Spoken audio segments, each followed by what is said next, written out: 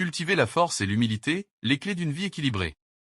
Dans la quête d'une vie épanouissante et harmonieuse, deux qualités se distinguent comme des piliers fondamentaux, la force intérieure et l'humilité. La célèbre citation « Sois fort pour que personne ne te détruise, sois humble pour que personne ne t'offense » encapsulait parfaitement l'importance de ces deux vertus. Dans cet article, nous explorons en profondeur ce que signifie cultiver la force et l'humilité, et comment ces qualités peuvent nous guider vers une existence plus équilibrée et épanouissante. La force intérieure.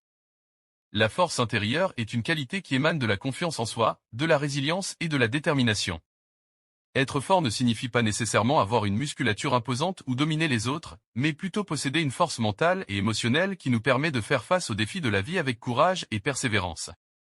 C'est la capacité à se relever après un échec, à affronter les obstacles avec détermination et à rester fidèle à ses valeurs et ses convictions, même lorsque le monde extérieur semble s'effondrer. La force intérieure nous protège des influences négatives et nous permet de rester debout face aux tempêtes de la vie.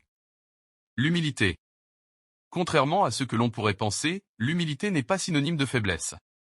Au contraire, c'est une qualité de grande valeur qui implique une juste estimation de soi-même et de ses capacités.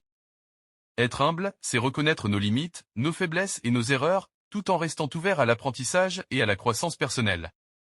C'est avoir la capacité de mettre son ego de côté, d'écouter les autres avec empathie et de reconnaître la valeur intrinsèque de chaque individu.